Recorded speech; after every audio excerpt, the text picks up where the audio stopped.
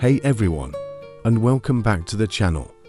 Today, I want to get a little more personal than usual and talk about something that took me a very long time to understand and even longer to heal from. I want to talk about being the family scapegoat. It's a heavy topic, I know, but if my story can help even one person feel seen and less alone, then it's worth sharing.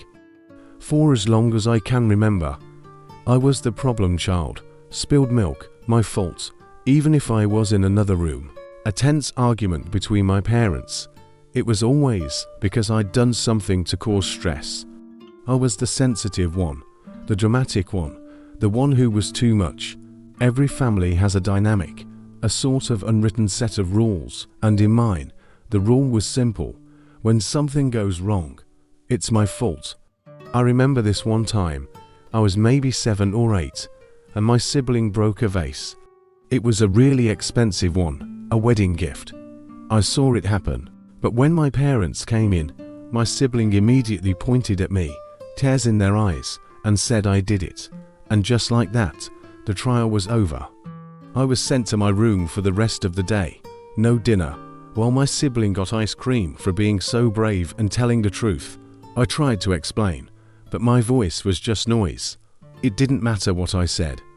The narrative was already set.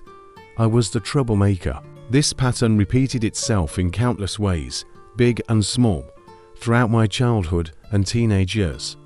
Failed a test. I was lazy and wasn't trying hard enough, unlike my naturally brilliant sibling. Got my heart broken. I was being overly emotional and probably did something to deserve it. I internalized this narrative so deeply that I started to believe it myself. I walked on eggshells, constantly trying to be perfect, to be invisible, to do anything that would stop the blame from landing on me. But it never worked. The role of the scapegoat isn't about what you do.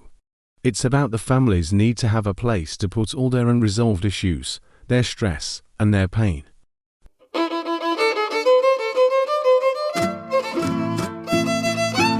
Living like that does something to you. It erodes your self-worth.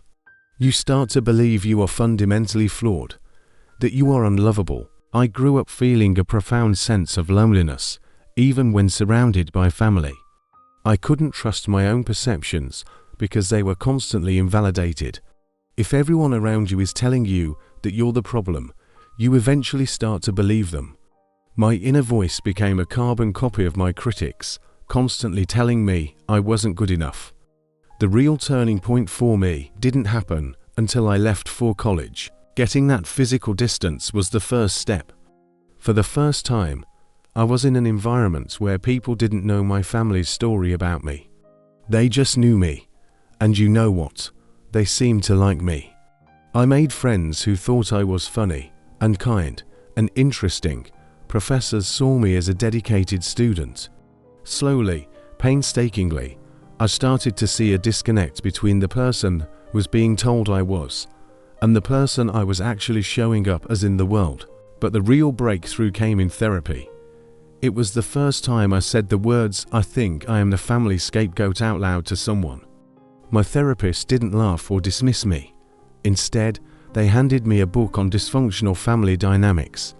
Reading that book was like having the lights turned on in a dark room I'd been trapped in my whole life. There were names for these patterns. There was research. It wasn't just me. It wasn't my fault. That realization hit me like a tidal wave. It was both incredibly liberating and deeply sad. I was grieving for the childhood I never had, for the unconditional love I always craved, but never received from the people who were supposed to give it. Healing wasn't a straight line. It was messy. It involved setting boundaries, which was one of the hardest things I've ever had to do. The first time I said no to a family demand, the backlash was immense. They accused me of being selfish, of changing, of not loving them. All the old accusations came flying back. But this time, something was different.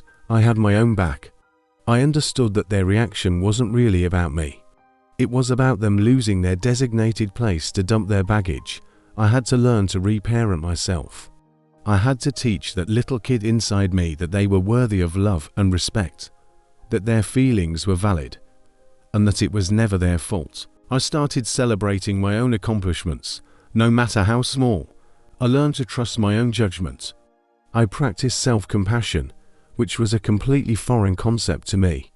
Instead of beating myself up for mistakes, I started asking, what can I learn from this? The journey also involved a lot of anger and forgiveness. I was angry for a long time, angry at the injustice of it all. And that anger was valid.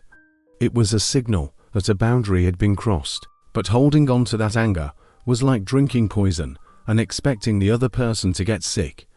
Forgiveness, for me, wasn't about condoning their behavior or saying it was okay. It was about releasing its hold on me. I forgave them not for their sake, but for mine, so I could be free. Over time, my relationships with my family have changed.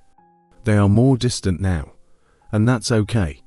I've accepted that I can't change them, but I can change how I interact with them. I engage on my terms. I keep conversations light. I don't go to them for emotional support. And if the old dynamics start to creep back in, I have the tools to lovingly disengage. My peace is my priority. Today, my life is full. I have a chosen family of friends who love and support me for exactly who I am. I have a career I'm proud of. I have a relationship with myself that is built on trust and kindness. I still have moments of self-doubt. Of course, I'm human. The old tapes can still start to play in the back of my mind. But now, I know how to turn down the volume. I can recognize that voice for what it is, an echo from the past, not the truth of who I am today. If any of this resonates with you, please know this: you are not the problem. You are not too sensitive, or too much, or inherently flawed. You were assigned a role in a system that was unhealthy. And the most powerful, rebellious act you can take is to refuse to play that role anymore. Your healing journey is your own. It might involve therapy, reading, journaling, finding a supportive community, or simply giving yourself the grace you were never given. It takes courage to break these cycles. It's scary to step out of the role you've played for so long. But on the other side of that fear is freedom.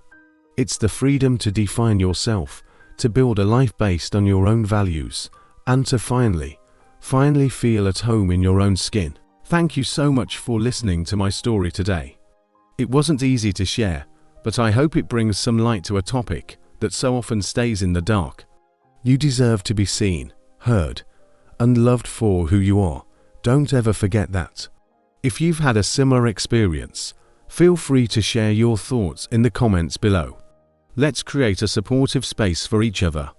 And if you're struggling, please know there are resources available. Organizations like the National Alliance on Mental Illness can provide support and guidance. You don't have to go through this alone. Thanks again for being here. Don't forget to like and subscribe for more content. Take care of yourselves, and I'll see you in the next video.